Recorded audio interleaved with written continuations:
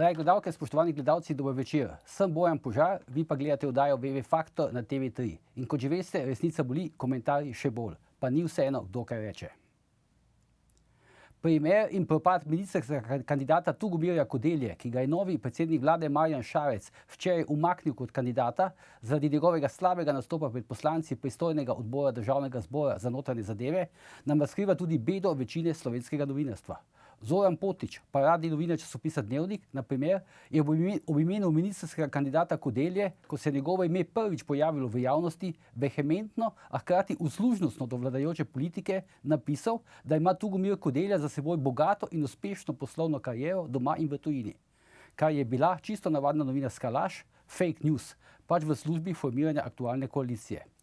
No in danes bomo za vas komentirali, kako so slovenski mediji spremljali formiranje nove vladne koalicije ter nastajanje nove vlade pod vodstvom Marjana Šarca. V drugem delu oddaje pa bomo tudi pogledali, kaj nova Šarčeva vlada na podlagi zapisanega v koalicijski pogodbi naklepa z mediji. Z menoj sta zato Peter Jančič, dolgoletni novinar, nekdanji odgovorni urednik Dela, danes pa ustanovitelj in urednik spletnega portala Spletni časopis, in Rok Čakš, urednik spletnega portala domovina.je. Peter in Rok, lepo pozdravljena. Dober večer. Zdaj, začel bi s tabo, Rok, vprašanje bi ti postavil, razumi kakokoli hočeš, ampak jaz sem dobil občutek, ki sem ta koalicijska pogajanja spremljal bolj daleč iz tujine, predvsem preko spleta, da je spletni portal domovina.je, ki ga ti vodiš, da se je zdaj šele v tem času, recimo ob teh volitvah, pa po volitvah, formiral kot nek tak, bom rekel, precej blan spletni portal v Sloveniji. A drži ta moja ocena? Ja, definitivno smo v tem obdobju dali večji poudarek tej notranjopolitični temi. Angažirali smo vse moči, ki smo jih imeli, da spremljamo tako ta volilni postopek, kot potem kasneje formiranje te nove vlade. In kot kaže odzivi, smo se res postavili v nekem zmernem desno-sredinskem poziciji in od tu nagovarjamo širšo publiko. Zdaj, še malo to začinim, ampak hkrati sem pa dobil občutek, no, se ti si že omenil to desno-sredinsko publiko, da je to neke vrste spletni portal Mateja Tonina, recimo. Drži ali ne drži? To so v bistvu neka stara podtikanja v smislu, da v bistvu diskreditirajo tisto, kar imamo mi zapovedati. Če boste redno spremljali naše objave, boste videli, da smo v nekaterih, za politiko bi rekel, tudi za koga kritičnih trenutkih, bili tudi kritični do nas in tudi direktno Mateja Tonina, recimo članek Prva napaka Mateja Tonina, ki smo ga objavili ob njegovem takrat tistem ambicioznem sporočilu, da če se ne bojo uspeli zmeniti, bom pa kar jaz predstavil premier, je bil najbolj bran članek na Domovini v mesecu dni, recimo pred volitvami. Ampak kaj to sporočilo se tebi ni zdelo, bom rekel, ravno pametno z njegove strani, kako? Ja, seveda, tam je mogoče pokazal malo pretirano ambicijo glede na domet stranke. To je, če bi v tej vlogi nadaljeval, bi mu definitivno škodilo, ampak kasneje je to, čeprav je mogoče v osnovi imel prav, kot se je kasneje izkazalo, ampak pred javnostjo je to izpadalo preveč ambiciozno. Najbrž to nepomembna razprava, ni važno, kakšne barve mačka, ampak ali vi miši. In mislim, da v zadnjih par mesecih slovenski mediji skupaj z mojim in tudi z Domovino nismo najboljše lovili miši in smo tudi mi povzročili precej težav, pred katerimi je zdaj država in o katerih danes govorimo, ki bojo zaznamovale prihodnja leta. No, ampak zdaj, recimo, vprašanje za oba, da gremo v debato na to konkretno temo, kako ste novinarji, pa kako ste mediji spremljali formiranje te vladne koalicije. Zdaj, jaz sem dobil občutek, da dejansko, recimo, tam približno 80% teh slovenskih medijev, zlasti mainstream, večinskih medijev, pravzaprav deluje, je te stvari opisovalo v skladu, recimo, z tema dvema sintagmama, ki jih je v članku enkrat uporabil tudi moj kolega Aljuš Pretinač, da sta bili dve opcije. Ena, da so se držali po dve sloganov. En slogan je samo ne Janez Janša in ta drugi slogan je dajmo Marjan Šarec. Skratka, vse se je nekako delalo v tem, da bo Šarec na vsak način sestavil koalicijo. Je ta ocena, recimo, moja točna? Mislim, da je dosti bolj preprosto. Poglejmo, na javni televiziji so zamenjali odgovorno urednico pol leta pred volitvami. Pred volitvami so se ukvarjali z vprašanji odgovorno urednico informativnega programa, misliš, ne? Da, ki je ključna. So se ukvarjali v glavnem z vprašanji sovražnega govora, izjav nekih opozicijskih kandidatov na spletnih omrežjih, ne pa s tem, da se država sooča z dramatičnim povečanjem migrantskega toka, ki je bilo v prvih 7 mesecih letos 2-krat večje kot prejšnji 2 leti skupaj. In v glavnem so to bili Alžirci in Pakistanci. Z notranjega ministrstva so to opozarjali. Tuje države so zahtevale ukrepanje. V naših medijih pred volitvami ni bilo nič. Še po volitvah zelo malo. In to se še vedno dogaja. Mi bomo s tem imeli izjemno resne težave, javnost je s tem zelo slabo seznanjena, nobene resne skrbi ni, sosedje pošiljajo celo lovce na meje proti naši državi, da bi pač ti begunci ne šli naprej, ti bojo zdaj namreč tu ostali. To ne bo tisto, kar je bilo nekoč, ko so šli. Ne? To se pravi, če jaz razumem, Peter, zdaj... se pa s tem ne ukvarja. Če jaz razumem, Peter, se z bedarijami. Če jaz razumem, Peter, si zdaj tukaj, bom rekel, z vidika novinarstva pač ocene, kaj se dogaja v novinarstvu, uporabil 2 tezi. Eno je, da je bila recimo zamenjava Jadranke Rebernik, odgovorne urednice informativnega programa TV Slovenija, v funkciji volitev. Ne? To je ena teza, če sem jaz pravilno razumel. In druga teza je, da so večinski mediji načrtno, načrtno niso javnosti obveščali o tem, kaj se v resnici dogaja z tem begunskim valom. A drži to? Fokus predvolilnih razprav je enostavno bil narejen v korist vladne koalicije, ki obvladuje Rebernikova je bila zamenjena za to. Večino, pazi, ne zgolj javno televizijo, ampak tudi večino tiska. To je treba biti pošten. Vse to je edina stvar. Poglejmo, no, konec koncev, komercialna televizija je bila edina, ki je kakšne podjetnike povabila v svoj studio. Ne? In danes po volitvah se pogovarjamo o nekih načrtih nove vladne koalicije, da bo dramatično povišala obdavčitev kapitalskih dobičkov in naložb ljudi. Ne? A so se o tem kaj pred volitvami pogovarjali? Je kdo to kot glavno temo postavil, recimo na javni televiziji, ki jo zato imamo? Ne? Niti slučajno. Kaj takrat bi jim pa škodilo. Ta vloga medijev ni bila dobra. Na ta način bojo mediji, če bojo prikrivali dejansko dogajanje, na tak način, da lahko škodujejo skupnosti, ne?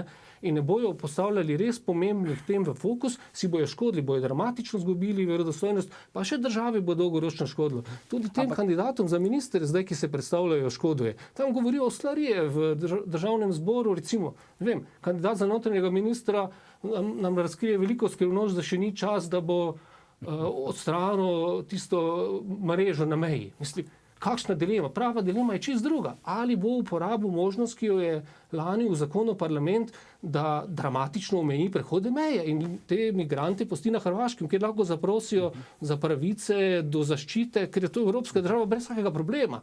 Mislim, to je dilema in na to bi moral odgovarjati. Pa ga noben niti vpraša, ne. Ampak zakaj, če realne številke po volitvah so bile pač take, da je leva sredina ali pa levica dobila 52 poslanskih mandatov, ne? To je pač neko dejstvo. Zakaj je bila potem, kljub temu, ker z 52 mandati je pač relativno lahko sestaviti vlado, zakaj je bila potem ena taka silovita strnitev teh novinarskih vrst? Potrebna je bila zaradi tega paradoksa, ki se je tu pojavil. Postavimo se v vlogo srednjih medijev, ki so še vedno v Sloveniji levičarsko usmerjeni. Ne? Imamo neko razpadlo vlado, kjer so vsi med seboj skregali in kar naenkrat, če želimo v neki novi kombinaciji dobiti levo vlado, je edina možnost tem, da se vlada ponovno sestavi z temi kadri. Ne? Ob tem pa je ta drugovrščeni na volitvah, torej Marjan Šarec, svojih 13 poslancev zaslužil na nekem geslu, čas je za novo generacijo. Govoril je celo o tem, da ti ljudje, ko so bili dolgo na položajih, so pokazali bore malo skoraj ničesar. Nekaj dni pozneje pa je mogel iz teh ljudi sestaviti svojo vlado. Ne? In če pogledamo trenutno ministrsko sestavo, vidimo, da je polovica je nekih starih obrazov, približno polovica je pa nekih novih obrazov, ampak ti novi obrazi niso v tem smislu, pozitivnem smislu novi. To pomeni, da bi lahko rekli, da gre nekaj ljudi, ki so bili prej na top pozicijah na različnih strokovnih področjih in so zdaj prišli v politiko, ampak imamo neke neznance, ki so neka druga ali pa tretja liga zdaj politična. In zdaj, če si predstavljamo, da želimo opravičevati to ali pa prodati to kot zdaj nekaj novega, spodbudnega za naprej, je izredno težka naloga. Potem je še pa tu ta konflikt z gospodarstvom. Zato so potem mediji disciplinirani. Tukaj zdaj to je treba biti korektno. Mi nimamo ameriškega sistema, kjer bi se na volitvah soočili demokrati pa konzervativci, kjer bi se soočila Janša pa proti Janša. Imamo proporcionalni sistem, kjer je v parlament prišlo 9 strank, zelo različnih.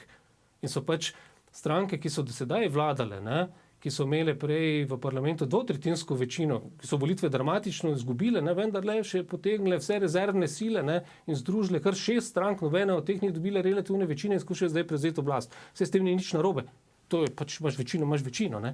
Tisto, kar mene skrbi, ne, so ti postopki, ki so bili v medijih predtem narejeni, zato da bi to večino dosegli. Ne. In to, kar se danes dogaja, ne, ker se ukvarjamo z, po mojem, napačnimi dilemami in so veliki družbeni konflikti sproženi o, po mojem, čisto napačnih vprašanjih. Recimo neka naslovnica Demokracije, ne, je povzročil nek strašen škandal, ampak v resnici se za tem škandalom skriva nek realen problem, ki ga pa ne vidimo, s katerim se bo ta družba res morala soočiti.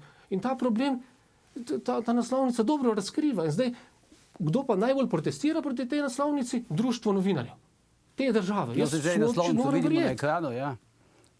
To je lahko realen problem, paste, če bo v Sloveniji, če bomo imeli 50 ali pa 100 tisoč ljudi iz zelo oddaljenih držav z drugo kulturo, imamo dejansko lahko probleme tudi z tem. To pač je dejstvo. Vsak, ki se malo spozna, ve, da gre za čist drug svet. Ampak sprenevedati se, da tu ni nobenih tveganj, in zdravstvenih, in kulturnih, ne? To je neumno. Treba je zdravstveni sistem pripraviti, treba je tudi veterinarski sistem pripraviti. Peter, ampak zdaj malo sam grem nazaj, bom rekel, dobro, razumem to, kar želiš povedati, ampak kako je možno, sprašujem, kako je možno v tem času še vedno tako disciplinirati medije?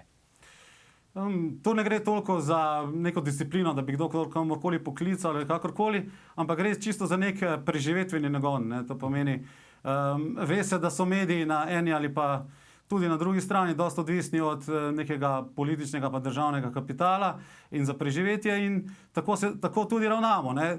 In problem tu, tako kot je Peter povedal, ne bi bil tako velik, če bi mi dobivali zdaj neko kompetentno vlado, ki ima svojo jasno vizijo, kaj bo zdaj naredila glede vseh teh tem, ki se odpirajo in ki v bistvu Slovenijo potiskajo v neko nestabilnost, tako migrantsko vprašanje kot prihodnost Evropske unije in podobno, ampak mi dobimo neko vlado, katero vežejo mogoče samo dve stvari. Ne. Prva stvar je, da se bojijo novih predčasnih volitev in zmage Janeza Janše, ne. Druga stvar pa je, da je ta vlada dejansko kot takšna, kot je, v interesu neke globoke države, ki si želi šibko, nestabilno vlado, preko katere bo lahko nadaljevala svoj status quo in rabote po državnih podjetjih. Ne. In če imamo takšno vlado, ne moremo nekako pričakovati, da se bo z izzivi, ki se pojavljajo, dejansko lahko učinkovito soočila. Sej obvladovanje medijev, to ni tako težka stvar. Sej Levica jih je obvladovala večina že prej. Pred volitvami so pozamenjali samo par šefov, dali jasne signale. Navzdolje je sicer ostalo še nekaj pluralnosti, je še nekaj novinarjev, ki se trudijo. Zato smo tudi neke zanimive zgodbe po volitvah videli, recimo o teh davkih so odprli na javni televiziji. Nekaj še je, ampak nažalost je tega zelo malo. Jaz mislim, da družba rabi več pluralnosti, več odprtosti, več pogovora, da bomo se lahko soočili z izzivi prihodnosti in da se bo tudi oblast lahko soočila. Tudi ta Šarčeva oblast potrebuje bolj kritične medije, ki bojo pomagali s tem, ker ni res, da je ta pokornost, podložnost strašno koristna tudi za politiko. Ni. Mogoče si oni to domišljajo, ampak je neumno. No, kasneje bomo videli, kaj predvideva Šarčeva vladna koalicija v povezavi z mediji, ne, pa nisem čisto siguren, da si želi neodvisnih medijev. Ampak Peter, ti se boš spomnil, zdaj za roka točno ne vem, meni se zdi, da je v 90-ih letih bila večja medijska svoboda, kot je zdaj. No? Razlika je naivna. Razlika je predvsem v tem. Ne? Zdaj bo Rok povedal, da ve spet. Povej, Rok. No, zdela se mi je dobra istočnica za eno stvar, ki ste jo dejali. Ne? To pomeni, razlika je ključna v tem, da v 90 let in kasneje je Levica imela nekakšen monopol nad javno besedo. To pomeni, imeli smo 2-3 tiskane medije, levičarsko usmerjene, pa eno ali pa 2 televiziji in s tem je bil medijski prostor zaprt. Zdaj, če je bila znotraj tega svoboda ali ne, bom jaz te skočeno, mogoče bo Peter, ki je takrat bil v tisku dosta pomemben človek, to bo en urednik in podobno, lahko oceno drugo. Zdaj pa se je kar enkrat zgodilo, da je z pojavom interneta se odprla možnost manjših nizkocenovnih medijev, ki vstopajo v ta prostor in preko viralnega efekta na internetu so postali vplivni. Ne? In ključna stvar, katera skrbi zdaj v bistvu ta levi mainstream in se bomo tudi mogoče še kasneje dotaknili, je ta, da so oni izgubili to licenco za fake news. Ne? To pomeni o tem, kar je Peter v bistvu odlično knjigo napisal, zelo kar debelo knjigo bi rekli, ampak notri ni nič o fake newsu na družbenih omrežjih, ki je v bistvu glavna tema, ko se dotaknemo besede fake news. Ne? To pomeni, ta fake news se je pojavljal že prej, v 90-ih in kasneje, ampak licenco za to, edino licenco je imel ta levičarski mainstream in to se je zdaj odprlo na družabno omrežje. Mogoče je povezavi s preteklostjo dobro malo širše pogledati. To, kar Bojan pravi, je na nek način res. Dovolj ti bom govoril 30 sekund, bomo šli na oglase, bomo kasneje nadaljevali. Ja, kaj izvoli? Tam na prelomu, v padanju sistema je v Sloveniji del politike, pa tudi del medijev igral neko napredno vlogo. Spomnimo se recimo tiste velike štafetne afere, ko so v Beogradu potaknili plakat iz nacističnih časov, ki je razkril v bistvu neko pot celega tistega jugoslovanskega sistema. In se tu v Ljubljani niso, tudi politiki ne vsi ustrašili. Tudi takrat so bili neki konzervativci, ki niso znali širše pogledati in bi narejši te fante vse pozaprli. Ampak danes so takšni, veljajo za najbolj progresivne. To je to, kar mene skrbi. Ti, ki zahtevajo, da je treba ustaviti. Peter, se vrnemo v štafeti, pa k temu takoj po oglasih.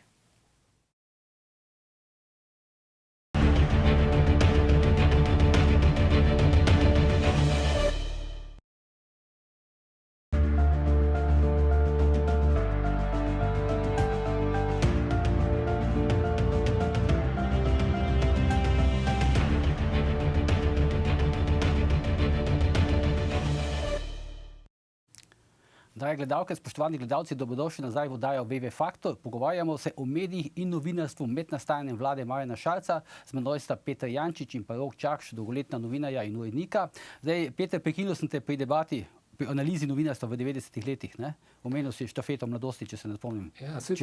Ja, takrat so tudi bili eni, ki bi Dragana Živodinova pa vse te iz Neue Slovenische Kunst pozaprli. Nekaj časa so fantje, mislim, da bili posamezni tudi v zaporu, ampak vendarle je prevladal nek razum. Pa takrat je bilo to celo razumljivo, ker smo bili v nekem totalitarnem sistemu. Ampak prav problem je to, če ti hočeš probleme rešiti, da se ne bo končalo, kot se je z to nesrečno Jugoslavijo, moraš probleme odpravljati.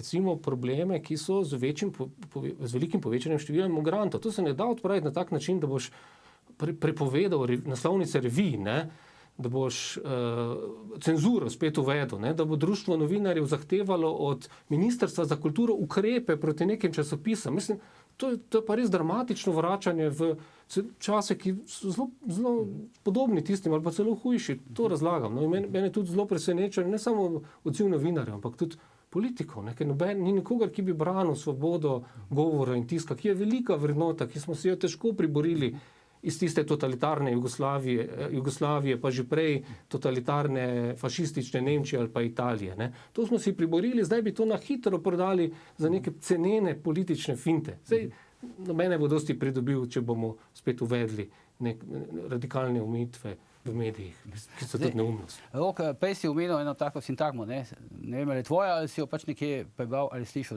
licenca za fake news, Skratka, veliki mediji, večinski mediji so z nastankom spleta izgubili licenco do fake newsa. Kaj to pravzaprav pomeni? Ja, to pomeni, da prej so lahko interpretirali družbeno realnost tako, kot so v bistvu sami želeli in brez možnosti, da bi se pokazala tudi druga plat zgodbe. Zelo dobro so primeri opisani v Petrovi knjigi, če še enkrat malo naredim za njega zaslužene reklame. Z internetom se je to odprlo. To pomeni, ljudje so dobili priložnost, da vstopijo v javni diskurs, da povejo svoje mnenje. To ne pomeni, da tega fake newsa tudi ni na družabnih omrežjih. Seveda je, ampak prav tako, kot je bil tudi prej celo bolj navaren, ker je bil skrit pod krinko nekega kredibilnega novinarstva in je bil z tega vidika še bolj učinkovit. In zdaj, ker so izgubili to licenco za fake news, jih skrbi, ali bodo lahko še v bistvu prihodnje nadzirali to javno mnenje, ali jim bo to počasi spozelo in z rok. Kajti recimo prvi taka sprememba v tujini je že bilo več.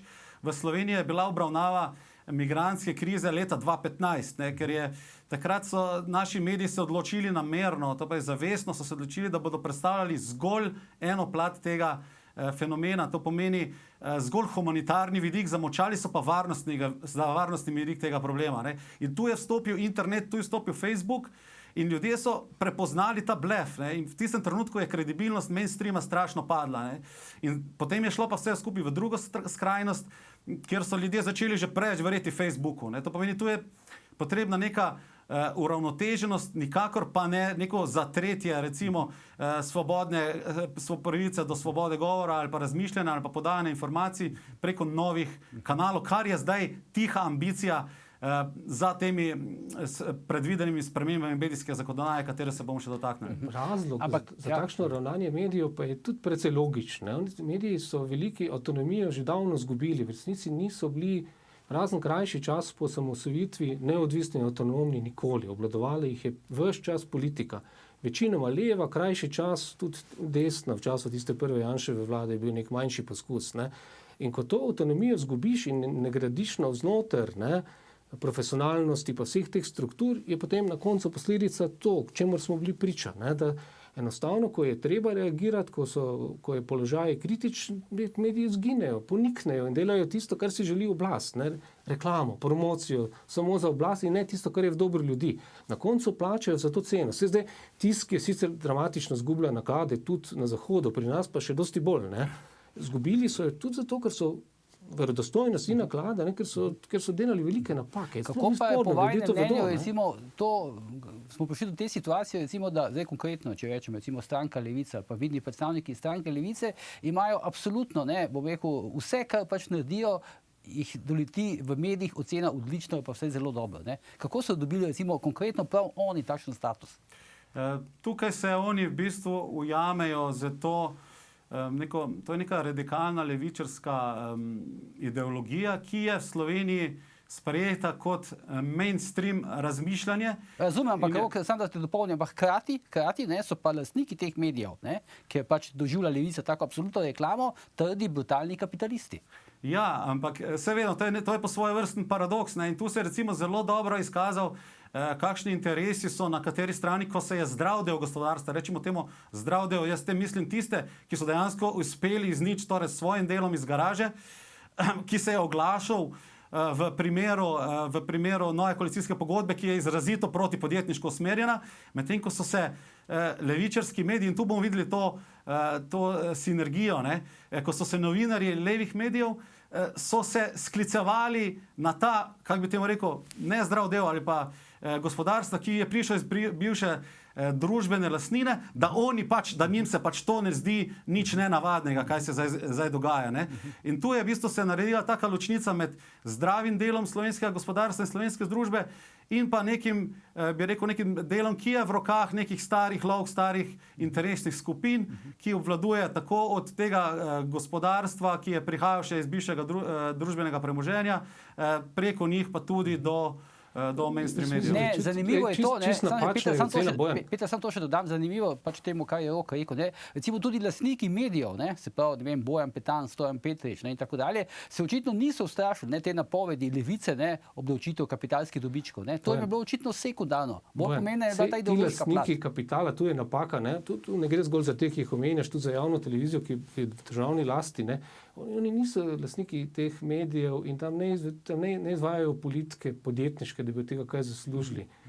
To lastništvo je pogojeno predvsem z nekimi poslovnimi interesi, da lahko vnovčijo medije za svoje posle.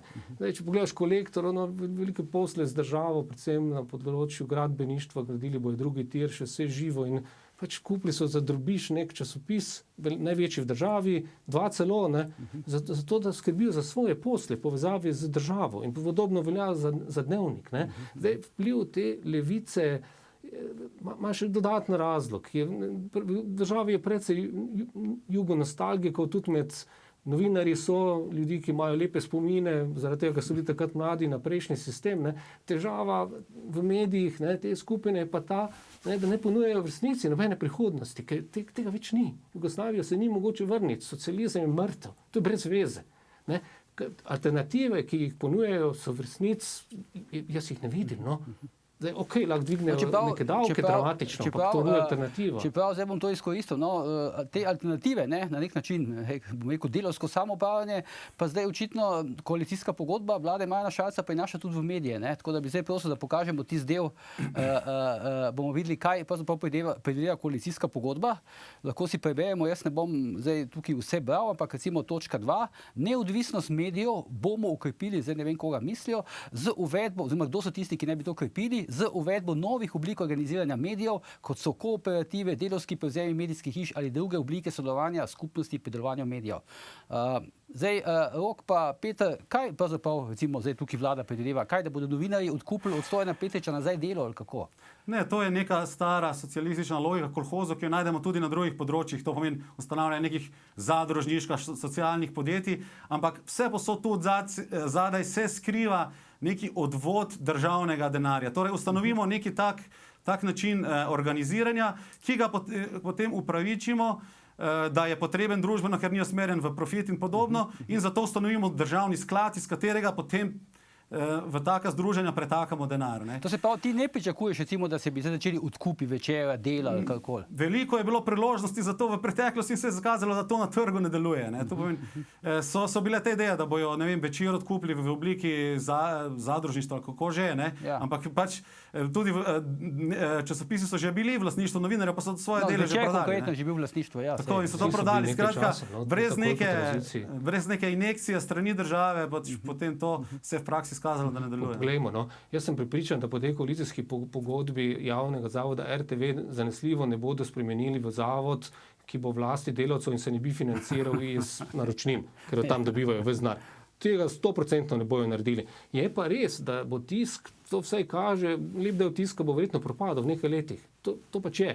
In tam dramatično odpuščajo novinarje in zdaj tukaj ta koalicija ponuja neko fantazmo odpuščenim novinarjem, da bojo dobili delo in vpliv na nek drug način skozi zadružništvo, samoupravljanje, ne? Ampak ta fantazma je približno takšna, kot je ta boj proti tisti naslovnici demokracije. Ne rešuje realnih problemov. Realni problem je, da ti rabiš pluralne medije z lastniki, z leve in desne, ki bojo za temi mediji stali, zato ker bojo hoteli dobro informirati ljudi, ne pa vleči posle koruptivno z državo, kar imamo danes. In tu je še en dodaten problem, ki se nakazuje preko te napovedane spremembe medijske zakonodaje, ki je sicer nujna, ampak če izviramo iz tega, kaj piše v koalicijski pogodbi, dve besedi udarjata na plan. Ena je zapisana neposredno, ena pa je v ozadju. To pomeni, ena beseda je nadzor, ne? Druga beseda je pa regulativa. Ne?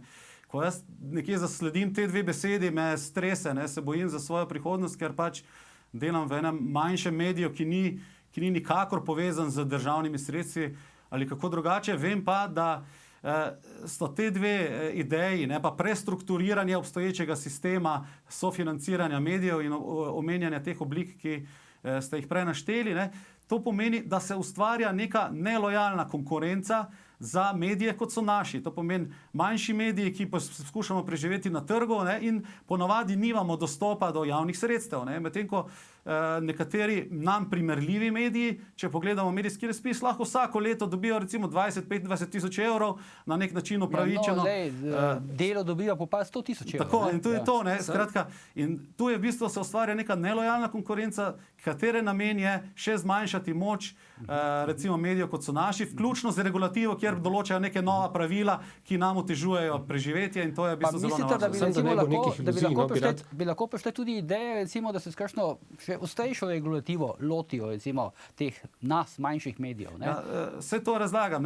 Ne samo ekonomsko, tudi kakšno zakonodajno. Ne mislim ekonomski. Če pogledamo, kaj v bistvu te prve poskuse, ko so bili, ne, so šli v smer, da kao v smislu povišanja nekih pravic, ne, recimo sindikalnih pravic, ne, so predpisali neke nove omejitve ali pa zahteve, recimo tako so nameravali narediti, da mora biti neki zaposlen sindikalni zastopnik, ki mora ne vem kaj vse. Pa 5 zaposlenih novinarjev. Tako. In to se v bistvu zgodi, da mediji, kot smo, ne vem, kjer je manjša skupina ljudi, kjer so nizkocenovni, kjer ni sredstev za vse to, ne, enostavno ne bi izpolnjevali pogoje za to, da so mediji. In bi prenehali mediji. Gledano, to bi rad samo opozoril, no, je pa stvar preprosta. Poglejte, kako velika pozornost je posvečena tem medijem, ne. Programski svet RTV vodi gospod Baškovič, ki tam predstavlja SD. Kulturno ministrstvo, ki ima, pod katerega sodijo mediji, bo po novem vodil politiki SD. Pristojni odbor v parlamentu bo po novem vodila političarka iz Levice. Ne? Vse ključne točke obvladuje Levica in radikalna Levica. Tu sredine več niti zraven ne spustijo. Ne? To je treba videti. Ne? In to je po mojem tudi namen. Dolgoročno najbrž imajo cilj še si zagotoviti podporo, da bi še naprej nekako zadržali oblast, kot jim je tokrat, kot kaže, uspelo, res pa da dosti manj bleščeče in lepo kot pred 4 leti. Ne. To je dobro, Peter, izpostavil. Če pogledamo, katere resorje je SD v bistvu v tej vladi dobil. Ne. To pomeni resor za kulturo, resor za šolstvo in resor za pravosodje. To so trije resorji, katerim je zelo pomembna neka ideološka pravovernost. Zato, ker ta ideološka pravovernost pomeni, da tu notri ne spustiš ideoloških nasprotnikov, s tem jih ne omogočiš, da širijo svoj vpliv recimo v šolstvu, ali pa jim v kulturi ali pa v mediji ne omogočiš, da pridejo do državnih sredstev. To pomeni, da imaš nadzor nad tem, komu boš ti pretakal neki državni denar. In tu je že ambicija, kot smo slišali na predstavitvi in tudi piše v koalicijski pogodbi, za povečanje sredstev za kulturo, ne vem, za 0,5% BDP, če sem si prav zapomnil. Kulturni evro in tako dalje. Ja. In to je v bistvu namenjeno točno temu. To pomeni, da se naprej financirajo neke pravoverne, če lahko tako rečem, organizacije in da tukaj ni prostora za neke druge skupine, ki bi želeli priti zraven. To bi rekel. No, dajmo si predstavljati, da bi se zgodil drugačen razplet volitev, da bi Janša dobil relativno večino in bi po volitvah sklepal... No, se relativno večino je dobil. Ne, večino tudi v parlamentu, mislim. Ja. In bi po volitvah sklepal tiho zavezništvo z Združeno desnico gospoda Primca, ker bi se zmenili, da bo on zagotavljal večino, pa sklepšnoš parlamentov, pa da bo vse njihove projekte podpiral, hkrati bi jih določili kot opozicijo v tej pogodbi, tudi mediji bi vsi poročali, da je Primc opozicija, tako kot danes v glavnem poročajo o Levici. V tej pogodbi bi bila pa tudi določba, da se učiteljem v vseh javnih šolah odzame 20-30% plač. Da se bo manj financiralo, ker tam nimajo verouka. Predstavljajte si, kakšna bi bila reakcija v mainstream medijih ali pa sicer v tisku. Ponoreli bi totalno. Danes imamo obratno zrcalno sliko tega. Pa je vse tiho. Kar to, da je stranka, ki je podpisala pogodbo v opoziciji, vsi sprejemajo, čeprav so bilo zakonodajno-pravna služba jasno povedala, da je to neumnost. Približno minuto imamo še do konca, do oglasa, ampak zanima me vajna ocena na hitro. Recimo, kako vi ocenjujete moč zdaj teh nas alternativnih medijev, recimo Rok tvojega portala, pa Peter tvojega portala, vizavi teh večinskih medijev? Ja, ta moč zelo narašča. Mislim, zelo narašča. Ja, zelo narašča. In to v bistvu skrbi tiste, ki so pač imeli to licenco za fake news do sedaj, ker pač so opazili, da izgubljajo vpliv. To pomeni, ta vpliv se je razširil in to se je prvič videlo v primeru migrantske krize in potem je še bilo nekaj takšnih primerov. In prav zato se jaz bojim te prihodne sprejemanja, te prihodne medijske zakonodaje, ker imam zelo na sumu, da bojo poskusili kakorkoli se da omejiti razvoj in naprejšnjo širitev. Tukaj je sicer še neka varnostna točka, to je pa Evropska unija oziroma uzance Evropske unije, kar zadeva medije. Jaz sem tu malo sumničav. Tudi po lastni izkušnji bi rekel, zdaj možno je doseči relativno veliko brannost, tudi nek vpliv na javno mnenje. Peter, še 20 sekund, ja? Izvoli. Vprašanje pa je, koliko je mogoče tudi, kako bi rekel, podjetno, gospodarsko konkurirati tem drugim medijem, ki imajo to veliko državno zaslombo. Se mi zdi, da bo težko naslednja leta. Čeprav imajo vsi velike finančne težave, ne? Ja, ampak speljati en projekt finančno je izjemno težko. No, vse najbrž sam veš, ne vem, kakšne izkušnje imaš. Dobro, gremo na oglase, pa se vrnemo potem še nazaj k debati.